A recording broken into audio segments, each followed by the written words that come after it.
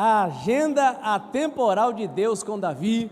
2 Samuel capítulo 5, versículo 1 diz assim: Então todas as tribos de Israel foram até Davi em Hebrom e declararam: Vê, nós somos dos teus ossos e da tua carne, teus parentes de sangue. Já antes, quando Saul reinava sobre nós, eras tu que saías e entravas com Israel no comando das tropas. E Yahvé te prometeu: és tu que apacentarás o meu povo Israel, e és tu quem governarás os habitantes de Israel. Todos os líderes de Israel foram ao encontro do rei Davi em Hebrom. O rei celebrou um pacto com eles em Hebrom diante do Senhor, e eles ungiram Davi rei de todo o Israel. Davi tinha 30 anos quando começou a reinar, e reinou durante 40 anos. Em Hebrom, ele reinou 7 anos e 6 meses sobre Judá. Em Jerusalém, reinou 33 anos sobre todo Israel e sobre Judá. Olhe para cá, por favor. Todos nós que ouvimos a mensagem do domingo passado, também aqueles que ouviram pelas mídias sociais e estão ouvindo agora, sabemos que a vitória de Davi no mundo material fora determinada primeiramente no mundo espiritual. Por que primeiramente? Porque não foi só lá. Deus determinou a vitória, mas Davi precisou fazer a parte dele na terra. A vitória de Davi foi determinada primeiramente no mundo espiritual. O mundo espiritual determina o material. E nessa oportunidade, nós queremos dar início a um compartilhar de 4 lições que podemos obter da vida de Davi, da experiência de Davi com Deus. E essas 4 lições podem nos ajudar a viver na terra o que nós já somos em Cristo Jesus nas regiões celestiais. Nas regiões celestiais, em Cristo Jesus, você e eu já somos mais que vencedores. Nas regiões celestiais, você e eu em Cristo Jesus já somos mais que vencedores. Faça assim com o seu dedo profético, diga para o seu vizinho: nas regiões celestiais, em Cristo Jesus, você já é mais que vencedor. Nas regiões celestiais, em Cristo Jesus, nós já somos mais que vencedores. Nós não seremos, nós já somos. Mas onde é que nós somos? Nas regiões celestiais. Mas e como é que se vive isso na prática? E essa é a grande questão. Viver na prática o que eu já sou no lugar onde eu não enxergo. Viver na prática o que eu já sou no lugar onde eu sei por revelação que já estou, mas nem sempre me vejo lá. Como é que eu vivo isso na prática? E a primeira lição, então, que nós podemos tirar, obter, aprender através da vida de Davi com Deus, é que Davi tinha a unção de Deus. Davi tinha a unção de Deus. Algumas pessoas, alguns comunicadores, alguns pregadores brincam com isso, dizendo: o que é unção? É simples, uns são e outros não são. Uns têm e outros não têm. Aí eu me lembro do exemplo do domingo passado, que o profeta deu o cajado para o seu discípulo, ir até a casa do garoto que havia morrido e colocar o cajado em cima dele, ele ia ressuscitar. O menino ressuscitou. Quando o servo do profeta Eliseu foi até a casa da mãe que estava chorando por causa do filho que havia morrido, não ressuscitou. O profeta chegou na casa, fez o que tinha que fazer e o menino ressuscitou, porque o profeta tinha unção e o servo ainda não tinha unção. Por isso uns são e outros não são. Mas a vontade de Deus é que todos nós sejamos. E diferente daquilo que qualquer um pode comprar no posto de gasolina, combustível para o seu carro, a unção de Deus não é a mesma coisa. Ela é acessível a todos, mas só vai possuir, só vai ter, só vai ser aquele que andar do jeito que agrada o único que tem direito de exigir. Deus tem direito de exigir, porque Ele é Deus, Ele é o Criador dos céus e da terra. Então, você e eu precisamos crescer espiritualmente, porque em Cristo Jesus nós já somos, mas alguns ainda não são. A vontade de Deus é que todos sejamos. Davi tinha a unção de Deus. Eu não vou esperar você abrir, portanto é melhor você ouvir. 1 Samuel capítulo 16, versículo 1 diz: então o Senhor ordenou a Samuel, ao profeta Samuel: até quando continuarás pranteando pelo rei Saul, quando eu próprio o rejeitei, para que não reine mais sobre Israel? Enche, pois, Samuel, um chifre do melhor azeite e vai. Eis que eu te envio à casa de Jessé, de Belém, porque escolhi um de seus filhos para torná-lo rei. Samuel, no entanto, argumentou: como eu poderei ir lá, ó Senhor? Saul saberá e com certeza mandará matar-me. Contudo, Yahvé o orientou: levarás contigo um novilho e declararás: vim para sacrificar ao Senhor. Então o profeta Samuel questionou a Jessé. Pulei alguns versículos, estou no 11. Estes são todos os filhos que tens? Ao que Jessé respondeu: bem, ainda tenho o caçula, mas ele ficou cuidando das ovelhas. Então o profeta Samuel prontamente ordenou a Jessé: manda buscá-lo, porque não nos sentaremos para comer enquanto ele não estiver presente. Jessé mandou chamar Davi. Ele era ruivo, de belos olhos, saudável e admirável aparência.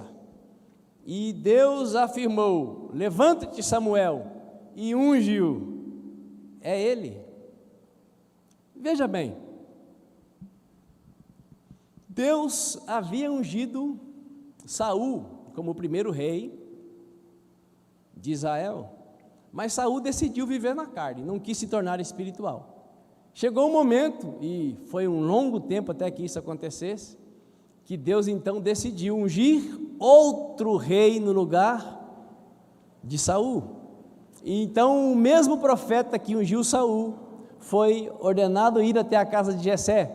E Jessé chama então 6 ou 7 dos seus filhos, e eles passam à vista do profeta, todos homens de porte, com aparência de rei, como Saul, alto, bonito, imponente, mas nenhum desses fora aquele que Deus queria, porque como nós já sabemos, na maioria das vezes nós nos impressionamos com a aparência, mas Deus se atenta principalmente para o coração. Algumas vezes Deus também escolhe alguém como Saul. Ele era o mais alto, ele era o mais forte, ele era o mais bonito, e ele também tinha boas e interessantes qualidades, mas nesse caso o escolhido foi o mais franzino, foi o que não tinha aparência de guerreiro, foi aquele que era de belos olhos e que tinha cabelo vermelho. Esse foi aquele a quem Deus escolhera para ser rei, ou seja, de pastor de ovelhas do seu pai a rei do povo escolhido pelo Criador. O cidadão passou daquele que nem era chamado quando o homem de Deus ia à casa do pai, para alguém que estaria como autoridade sobre todos, inclusive sobre o profeta. Ele passaria a ser rei sobre o povo escolhido por Deus. Vale dizer, amados irmãos, que Davi não fora um simples rei. Davi fora o mais brilhante rei de Israel. Esse mais brilhante rei de Israel, do dia da unção até sentar-se no trono como rei, foram mais ou menos 14 anos de treinamento. E o treinamento de Deus, como costumava dizer o pastor Rafael quando aqui estava, não é mamãozinho com açúcar. O treinamento de Deus não é de paparico, de mamadeira até 15 anos de idade, como minha mãe deu para mim e para mais 4 filhos. Você imagina uma mãe que dá uma mamadeira para o filho até 15 anos de idade? Que treinamento foi esse? Esse foi um treinamento para o filho ser enjoado, purgante, exigente. Na minha casa, cada um gosta de um tipo de comida, e a querida e abençoada mãe fazia um tipo de comida para cada um. Louvado seja Deus por essa mãe. Mas os filhos criados desse jeito são treinados para se dar bem em qualquer lugar, ou para serem o ápice da purgantice e da enjoeira? Os filhos criados dessa maneira, na casa que chegar, tendo a comida que tiver, vão comer numa boa? Não, vão dizer, não, isso eu não como, isso eu não gosto, minha mãe faz diferente, minha mãe faz assim, minha mãe faz assado.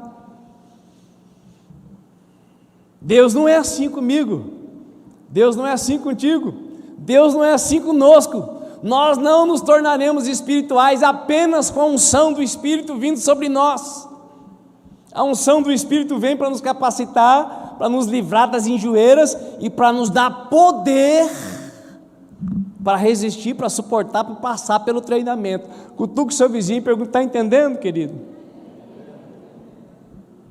O nosso Deus não é fraco, nosso Deus não é frouxo, nosso Deus é o Todo-Poderoso, e nós, como seus filhos, não podemos ser fracos, frouxos, gente eternamente milindrada e milindrosa, que por qualquer coisinha já está derretendo, por qualquer coisinha já está parando, porque qualquer coisinha já está desistindo. Não, nós precisamos ser como nosso pai.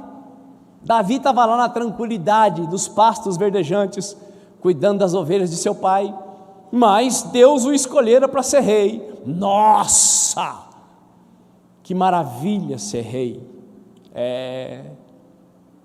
Se Deus tivesse dado para Davi a visão de como seria o seu reinado, ele teria dito: deixa-me aqui mesmo como pastor. Toda unção traz uma qualificação, e toda qualificação é para se prestar um serviço. Por isso que a unção de Deus sobre a sua vida e sobre a minha vida é para nos fazer como o nosso Pai é: trabalhadores de um reino que não tem fim, trabalhadores de um reino que é invisível, mas que muda visivelmente a vida daqueles que verdadeiramente fazem parte desse reino. Posso ouvir um amém? Davi fora o mais brilhante rei de Israel, e ele passou por um treinamento de mais ou menos 14 anos. O espiritual determina o material. 2 perguntas: quem foi que mandou ungir Davi? Vocês estão aí? Quem foi que mandou ungir Davi? Deus. Quem foi que mandou ungir Saul? Deus. Então, qual a grande diferença entre Saul e Davi? Se os dois foram escolhidos, se os dois foram ungidos segundo a vontade de Deus e pelo mesmo profeta, por que um se deu bem e o outro se deu mal? Os dois foram escolhidos, os dois foram ungidos, os dois escolhidos por Deus, os dois ungidos pelo mesmo profeta. Por que um se deu bem e, na linguagem popular, o outro se lascou? Por quê?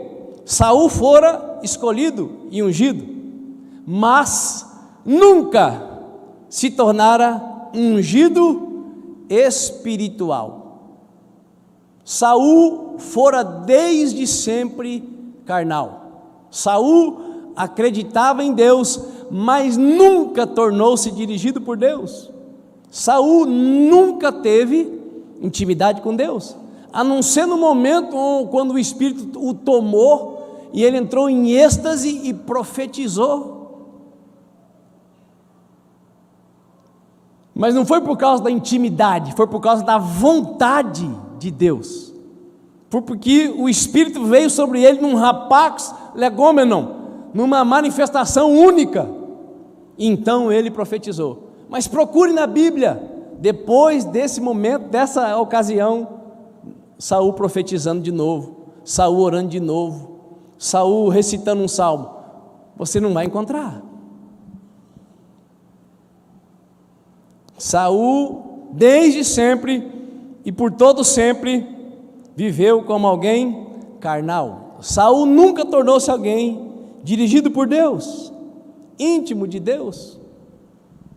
Repetindo para você gravar, quantos salmos de Saul tem na Bíblia? As crianças são impressionantemente ligadas, já responderam, nenhum. E quantos salmos de Davi tem na Bíblia? Incontáveis. A maioria dos salmos são salmos de Davi. Quantas orações de Saul tem na Bíblia? No momento que ele mais precisou, ele pediu para o profeta Samuel orar por ele. Sabe por quê? Saul nunca tornou-se alguém espiritual. Mesmo sendo ungido, segundo a vontade de Deus, ele decidiu viver deitado eternamente em berço esplêndido, sem fazer nada, morrendo de medo, mas sem fazer nada. Pelo menos 15 de novembro, né? Pelo menos 15 de novembro. Quem está me entendendo? Dá um sinalzinho. Pelo menos 15 de novembro. Que seja do aeroporto até Afonso Pena.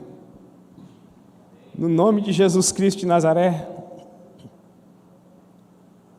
Saul nunca se tornou alguém espiritual, mesmo sendo ungido. Davi, por sua vez, desde sua primeira batalha pública contra o gigante Golias, vai para a luta expressando dependência de Deus. Quando a pessoa torna-se espiritual, ela passa a viver na dependência de Deus, mesmo nas áreas onde por esforço próprio ela tornou-se douta, mesmo nas áreas onde por dedicação, por disciplina e zelo, ela tornou-se alguém habilitada. O espiritual, mesmo na área que ele é o bom, ele continua dependendo e contando com a ajuda, a direção de Deus. 1 Samuel 17:45 diz assim: contudo Davi retrucou ao filisteu, o gigante Golias: tu vens contra mim com espada, lança e escudo pontiagudo. Eu, no entanto, venho a ti em nome de Yahvé, o Senhor dos exércitos, o Deus dos exércitos de Israel, que desafiaste. Hoje mesmo Yahvé te entregará em minhas mãos, e eu te ferirei e te deceparei a cabeça, e darei o teu corpo e os cadáveres do exército dos filisteus às aves do céu e aos animais selvagens. Toda a terra saberá que há Deus em Israel, e toda esta multidão aqui reunida conhecerá que não é pela espada nem pela lança que Yahvé concede a vitória, porque Yahvé é o Senhor das batalhas, e Ele vos entregará em nossas mãos. Todo o exército estava se borrando de medo do gigante filisteu, e o nanico, diante do gigante, Davi era o nanico, o tampinha, o menor dos filhos de Jessé, corajosamente diz: você vem contra mim com lanças e com isso e com aquilo, mas eu vou contra ti em nome do Senhor dos exércitos. A Escritura Sagrada diz que Davi era capaz de, com a sua funda, aquela que ele usou para encravar uma pedra na testa do gigante, ele era capaz de cortar um fio de cabelo. Ele era treinado, ele era habilitado, mas ele foi contra o gigante confiando em quem? Brasil acima de tudo e Deus acima Está entendendo o que eu estou dizendo? Pela primeira vez na história dessa nação, alguém sentou na cadeira de autoridade máxima e o tempo todo invoca sobre a nação a autoridade do Criador dos céus e da terra. Por isso eu deito em paz e logo pego no sono, porque só Tu, Senhor, faz me deitar tranquilo e acordar seguro. Quem está entendendo, levanta a mão para o céu e dá um glória a Deus. Eu diante de você, gigante, sou nada, mas eu não estou só, eu estou com aquele que está acima de tudo, e o resultado todos nós já sabemos. Na primeira batalha pública de Davi, ele vai contra o seu adversário em nome do Deus que criou os céus e a terra.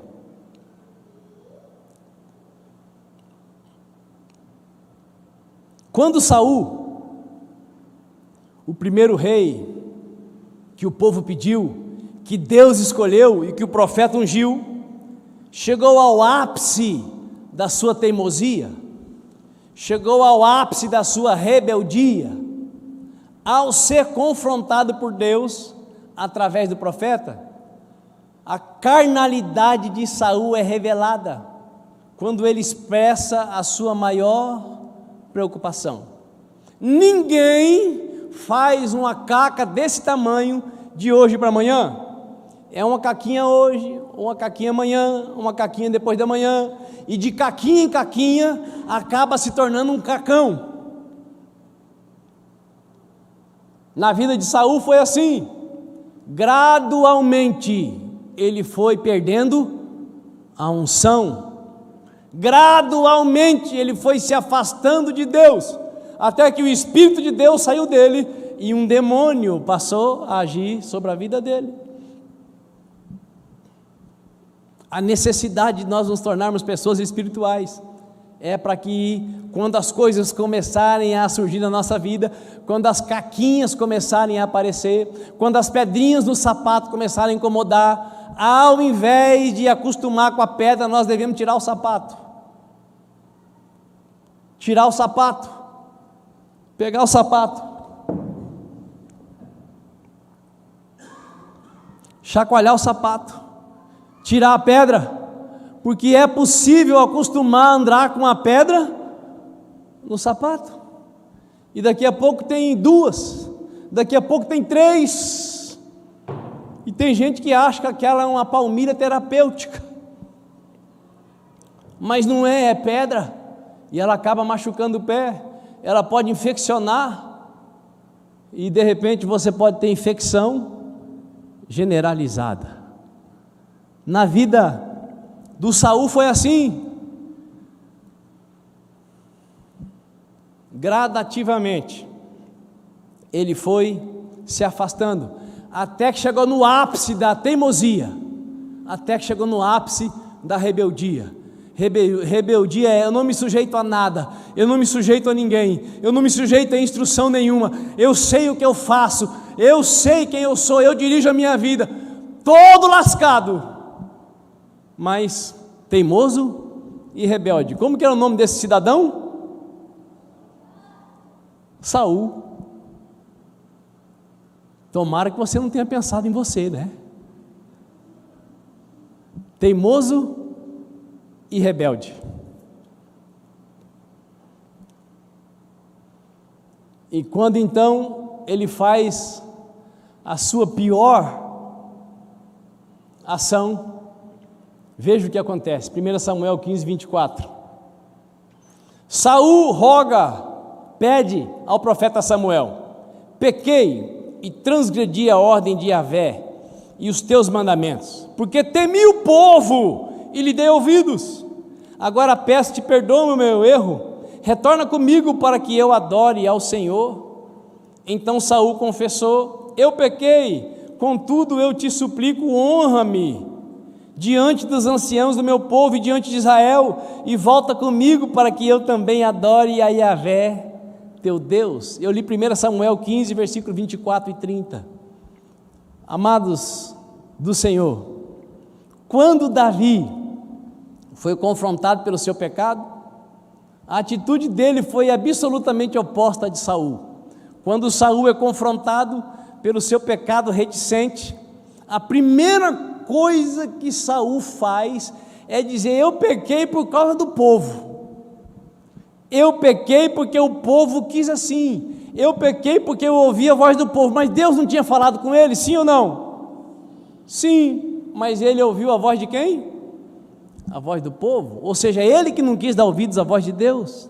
O carnal é assim, ele nunca é responsável por nada que acontece, sempre tem alguém que causou aquela situação. Para tomar as decisões, ele é dono do próprio nariz. Para tomar as decisões, ele sabe o que faz.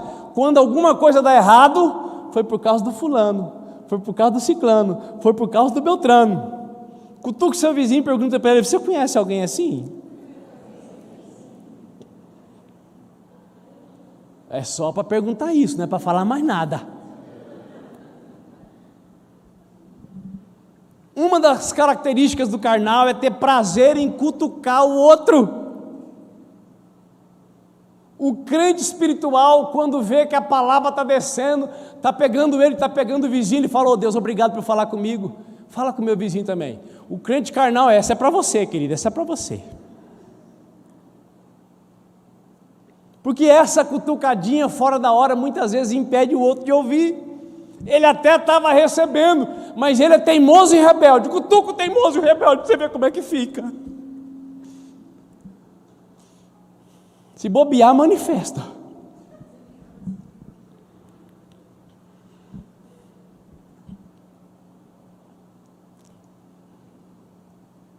O profeta falou com Saul, e na hora o Saul já deu uma desculpa.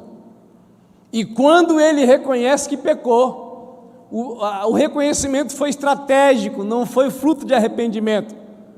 Eu pequei, contudo eu te suplico. Para quem que ele estava pedindo? Para o profeta ou para Deus? Para quem? Para o profeta. O crente carnal está sempre dependente de profeta, de profetisa, de apóstolo, de mestre, de evangelista, de pastor. O crente carnal está sempre dependendo de alguém, e nós precisamos sim uns dos outros, mas nós precisamos aprender a ter intimidade profunda com Deus. Deus pode sim usar pessoas, pode, Deus pode nos usar, mas nós precisamos aprender a depender de Deus. Saul, o carnal, eu te suplico. O que você quer que eu faça, querido? Honra-me, honra-me. Te honrar onde? Diante dos anciãos e do povo. Saul estava preocupado com a vontade de Deus? Sim ou não? Não, o carnal está sempre preocupado com a opinião dos outros. O que vão pensar de mim? O que vão achar? O que vão falar?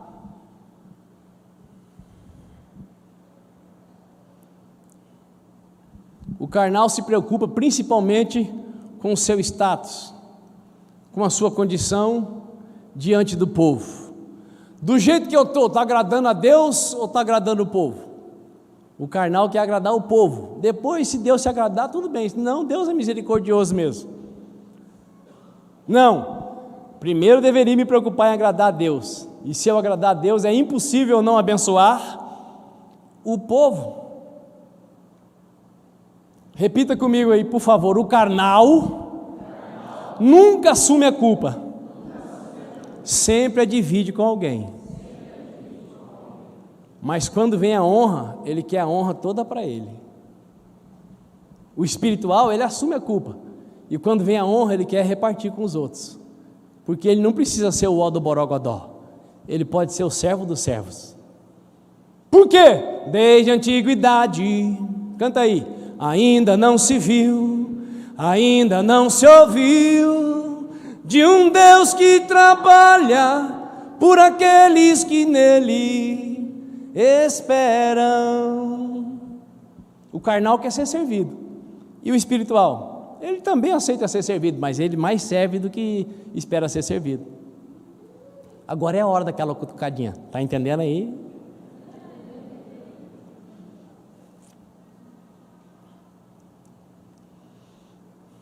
Preste atenção nisso.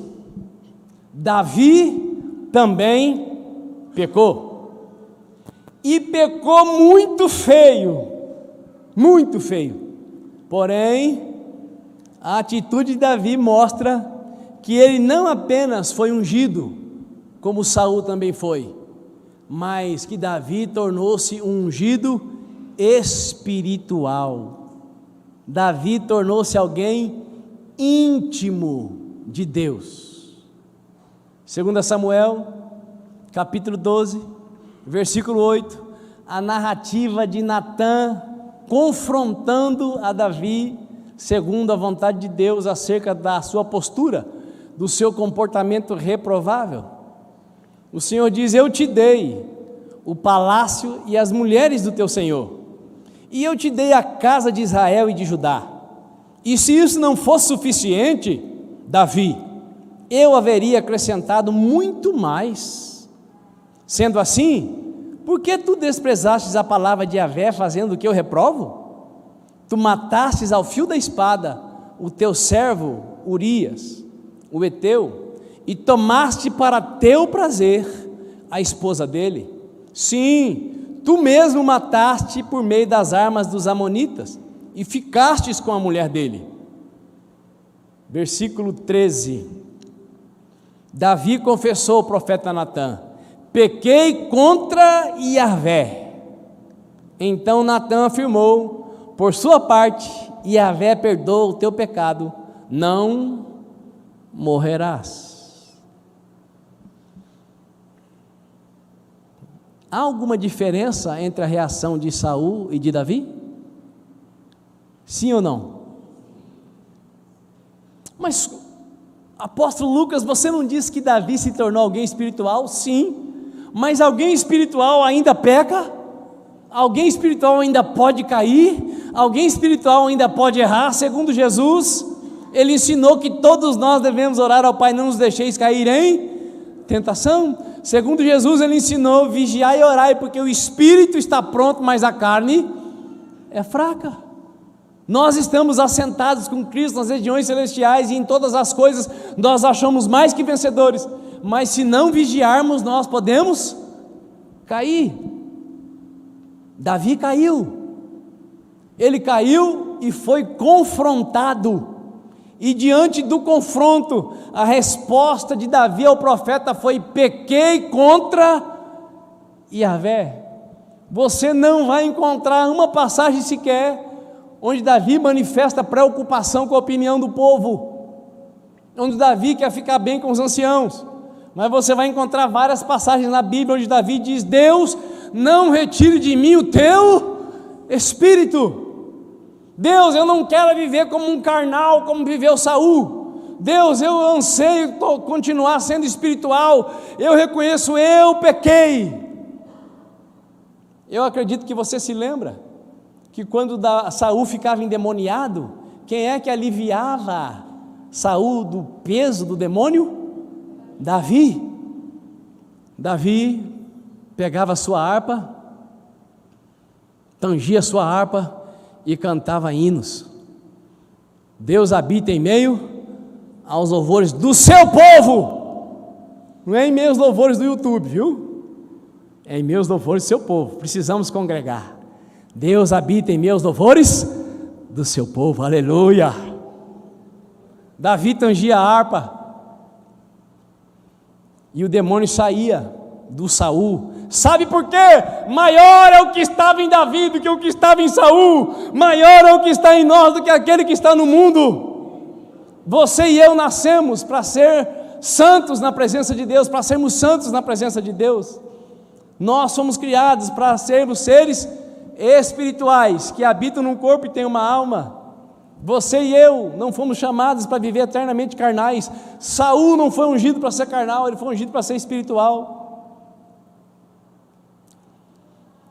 Davi tornou-se um ungido espiritual. Davi desenvolveu intimidade com Deus. Diante do confronto, ele não deu uma desculpa sequer. Ele apenas disse: pequei contra Deus. E automaticamente veio a sentença, porque você reconheceu. Yahvé perdoa o teu pecado. Você não vai morrer, Davi, mas a sua casa vai viver em guerra. O que você fez com Urias, vão fazer com a sua casa em público. O seu pecado, Davi, tem consequência, mas a consequência maior é que a sua morte não vai acontecer, Davi, porque você tornou-se um ungido espiritual. O espiritual, quando faz caca, ainda que seja do tamanho de Campo Grande, ele ainda pode contar com a misericórdia de Deus. Agora o carnal está lascado. Primeiro, porque não reconhece. Segundo, porque não clama por socorro. Terceiro, porque a graça manifestada a ele não levou a desenvolver crédito nenhum diante de Deus. Apóstolo, que conversa é essa de crédito? Nós podemos desenvolver crédito diante de Deus? Sim, Jesus ensinou isso. Os que me amam guardam os meus mandamentos.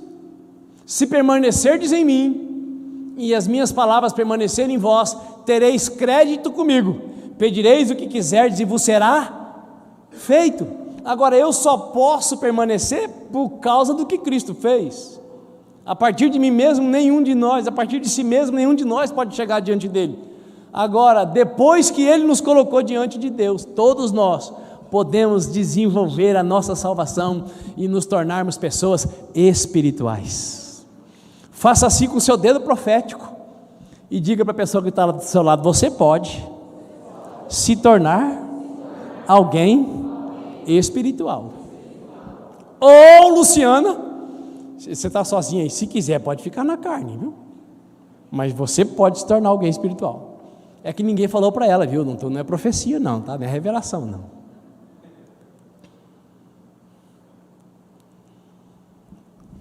Vamos caminhar para o final.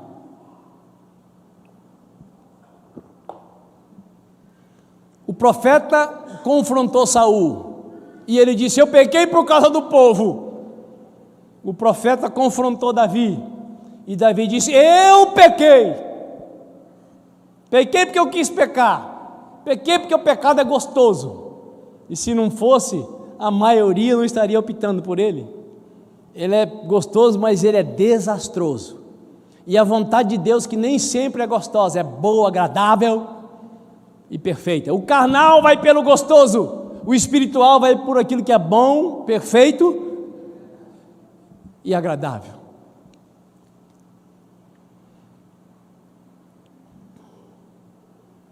O espiritual assume sua culpa diante de Deus, se arrepende e busca o conserto com Deus.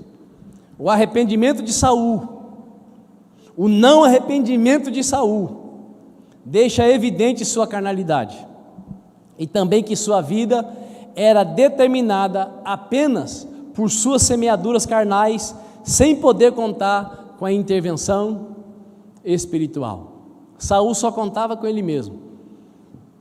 A experiência que ele teve de poder com Deus foi a unção que desceu, o óleo da unção que desceu sobre a sua cabeça, e aquele momento de êxtase que ele não escolheu, mas que foi manifestado sobre a vida dele. Saul vivia e viveu de suas semeaduras carnais, sem poder contar com a intervenção espiritual. Todos nós estamos sujeitos a erros e fracassos, porém, quem não se torna espiritual, no momento de maior necessidade, não consegue enxergar a mão misericordiosa de Deus estendida para o quebrantado. Todos nós estamos sujeitos a erros e fracassos. E quando você se torna alguém espiritual, você também desenvolve a capacidade de, quando erra, lembrar-se que Deus é bom, que a sua misericórdia dura para sempre e se renova a cada manhã. Quando você tornou-se alguém espiritual que viveu, ainda que seja por um tempo, uma intimidade profunda com Deus, a fazer algo muito terrível, ao invés de você imaginar que Deus virou as costas para você, você vai enxergar que pelos méritos de Jesus, Ele vai estender a mão para você. Isso vale um glória a Deus? Mas se eu insisto em continuar, em ser como eu era quando cheguei na presença de Jesus, a dificuldade vem e eu vou acreditar na voz da serpente e não na Escritura Sagrada. Essas coisas estão escritas para que não pequeis. Todavia, se pecardes, tendes um advogado junto ao Pai, Jesus Cristo o justo. Se confessardes os vossos pecados, Ele é fiel e justo para vos perdoar e vos purificar de toda a injustiça. Saul jamais pôde experimentar isso, porque ele optou por viver como alguém carnal. Saul tornou-se tão desligado de Deus, tão carnal, que sua vida foi indo de um abismo ao outro.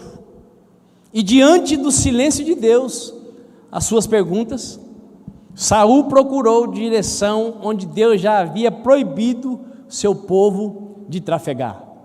Todos os seres humanos, em um momento ou outro da vida, têm necessidade de ouvir a voz de Deus. Todos nós, num momento ou outro, queremos uma direção mais específica, mais clara, mais absoluta da voz de Deus. E Deus não tem filho preferido, filha preferida. Ele fala com aqueles que o invocam: invoca-me e eu te responderei, anunciar-te-ei coisas grandes e ocultas que não sabes. Mas quem vive na carne não vai ouvir Deus imediatamente na primeira vez que clama, porque os ouvidos espirituais não estão treinados para ouvir. Deus pode até falar, mas a pessoa não vai conseguir ouvir. No caso de Saul, ele consultou a Deus e nada, ele consultou o profeta e nada, ele consultou o Urim e o Tumim e nada. Então, como todo carnal, ele resolveu com as forças do seu próprio braço. 1 Samuel 28:6 diz assim: buscou depressa consultar o Senhor, mas este não lhe deu uma só palavra, nem por meio de sonhos, nem por Urim, nem mesmo pelos profetas. Desesperado, Saul ordenou aos seus serviçais procurar uma mulher que seja médium, a fim de que eu lhe fale da minha aflição e a consulte. E prontamente os servos de Saul lhe informaram: há uma necromante em Endor. Há uma mulher que consulta quem já morreu na cidade e tal. Então traga essa mulher para mim. E aí eu faço uma pergunta para você agora: é possível acessar o mundo espiritual quando Deus fechou as portas para mim? É possível, sim ou não? Sim, porque o mundo espiritual não tem só Deus e os anjos de Deus. O mundo espiritual tem também Satanás e os seus demônios. Assim como o mundo espiritual o angelical também é composto pelos anjos, é composto também por demônios. Assim como Deus está sentado no trono, segundo Jesus, existe o príncipe da potestade do ar, aquele que se assenta no trono que o ser humano deu legalidade para ele agir, quando contrariou a Deus, e ele pode ser sim consultado. Saul consultou alguém que invocava os mortos. Aí eu faço outra pergunta: quem é morto volta por aqui? Se voltasse, nosso avô, nossa avó, nosso tio, nossa tia viria almoçar conosco, jantar conosco, atrapalhar nosso sono.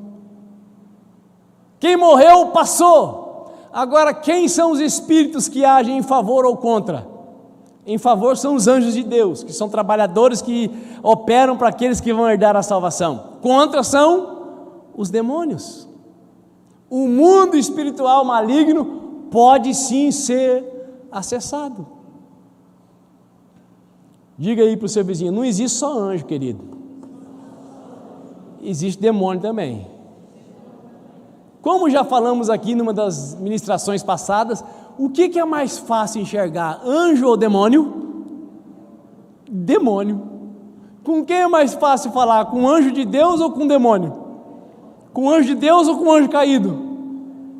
Com o anjo caído, porque com o anjo de Deus quem fala é só Deus. Não adianta você e eu procurarmos, não adianta rezar: meu santo anjo do Senhor, meu zeloso guardador, que a ti me confiou piedade divina, sempre rege, me guarde, me governe, me ilumine.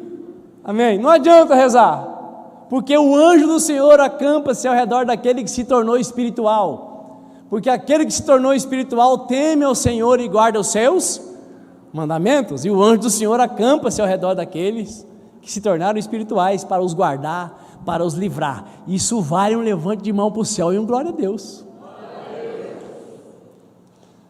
Se você decide se tornar um cristão espiritual, vai ter anjo trabalhando para você, sem necessidade de você assinar a carteira dele.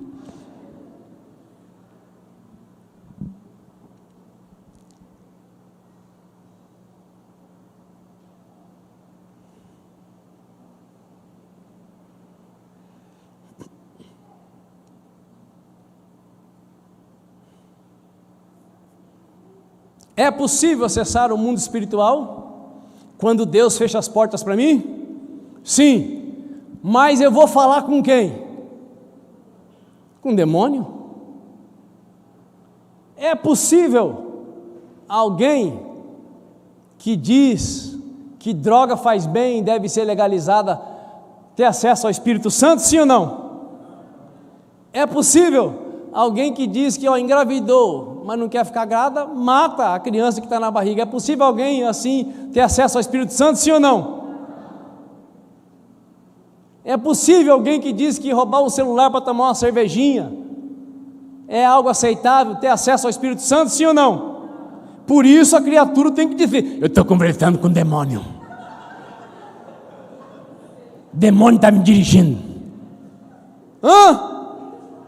E tem gente que diz que é crente e quer ser governada por alguém que diz que é governado pelo demônio. Não é questão política, meu irmão e minha irmã. Abra os seus olhos.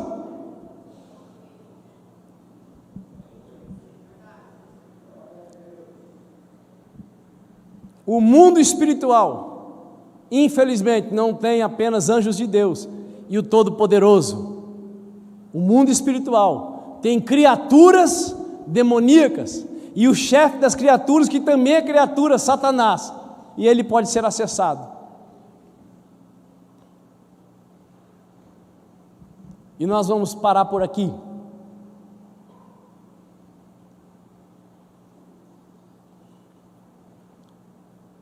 Antes de concluir, na metade da mensagem,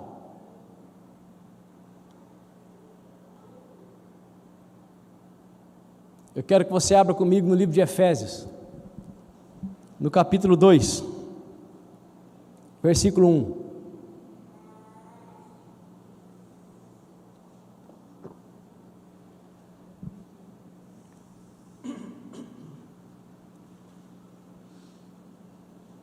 Ele, Efésios 2:1, vos concedeu a vida, estando vós mortos nas vossas transgressões e pecados, nos quais andastes no passado, conforme o curso deste sistema mundial. Quem é o comandante do sistema? De acordo com o príncipe do poder do ar, o espírito que agora está atuando nos que vivem na desobediência. Olhe para cá, por favor. Irmãos, teimoso e rebelde pode ser evangélico. Quem é que atua sobre a sua vida a maior parte do tempo? O espírito da desobediência, o demônio. 1 Timóteo 4, capítulo 4, versículo 1. O Espírito Santo afirma expressamente que, nos últimos tempos, alguns se desviarão da fé e darão ouvidos a espíritos enganadores e a doutrina de demônios. Olhe para cá, por favor. A agenda atemporal de Deus com Davi. O moço estava calmo, sereno e tranquilo, lá no meio do pasto, cuidando das ovelhas de seu pai. Mas Deus resolveu ungí-lo, e para isso precisou treiná-lo, e ele decidiu se tornar alguém espiritual. Por isso, quando ele errou, ele pôde contar com o favor divino. Deus também escolheu Saul, Deus também ungiu Saul, mas Saul decidiu continuar vivendo como alguém carnal. Tanto Saul quanto Davi foram escolhidos e ungidos por Deus. Todos os dois tiveram o mesmo acesso, todos os dois tiveram a mesma oportunidade, porém resultados diferentes. Por quê? Quem decide, ainda que Deus te unja e me unja, somos nós. Eu gostaria muito de terminar, mas ainda vai aqui uns 20 minutos. Então, eu convido você para ficar de pé. E nós continuaremos com a graça de Deus no domingo que vem. A agenda atemporal de Deus com Davi. Coloque sua mão sobre o seu coração. Pai, bendito seja o teu nome, porque desde sempre é o Senhor quem escolhe, desde sempre é o Senhor quem unge, desde sempre e para sempre o Senhor é o Senhor, sobre tudo e sobre todos. Mas, absurdamente, o Senhor, desde sempre e para sempre, respeitou as criaturas criadas à tua imagem e à tua semelhança. O Senhor respeita cada um de nós. Pai querido, dá aqui esse entendimento, ajude cada um dos meus irmãos e irmãs que aqui estão nesta manhã, a amar o Senhor mais do que qualquer outra coisa sobre a face dessa terra, amar a tua palavra, os teus mandamentos, mais do que qualquer outra oferta de prazer momentâneo desta terra.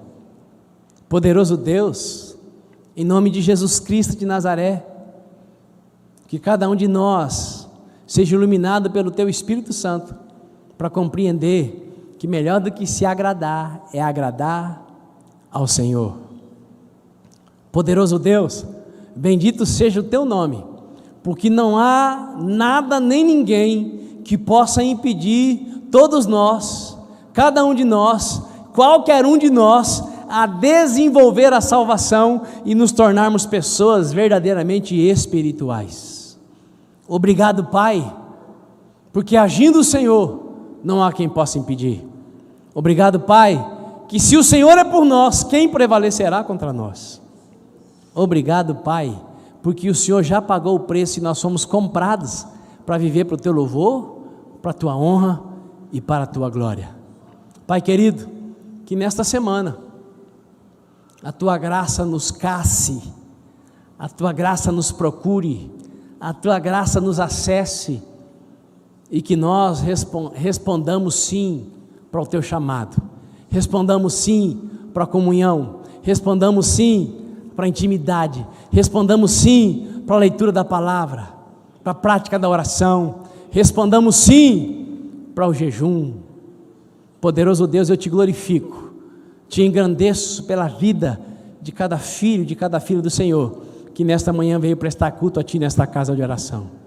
Obrigado por aqueles que estão conosco pela primeira vez, que a tua graça seja ainda mais intensa sobre as suas vidas. Oh Deus de Abraão, de Isaque e de Jacó, que prevaleça sobre as nossas vidas a tua vontade, em nome de Jesus Cristo de Nazaré. Amém e amém. Você que foi abençoado, dê um aplauso ao Senhor.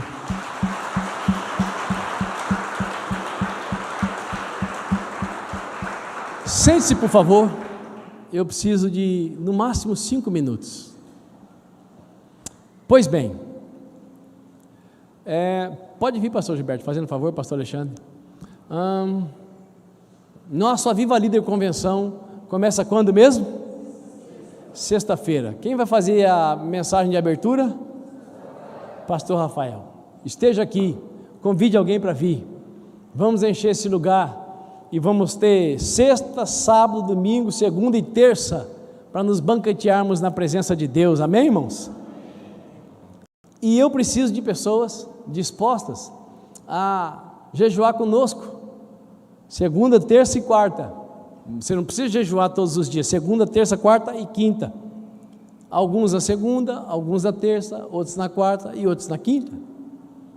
Jejuar pelo quê, apóstolo? Jejuar primeiro, para que a nossa nação seja guiada ao centro da vontade de Deus.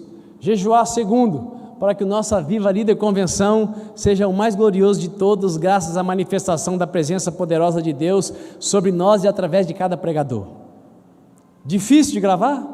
Não, pela nossa nação e pela nossa Viva Líder Convenção. Com quem eu posso contar para jejuar na segunda-feira? Louvado seja Deus, já deu mais de meia dúzia, louvado seja Deus, na segunda-feira. Na terça-feira, quem pode na terça-feira? Eu estou na terça também, louvado seja Deus, já deu mais que meia dúzia. Na quarta-feira, louvado seja Deus. Na quinta-feira, quem está com preguiça de jejuar e vai jejuar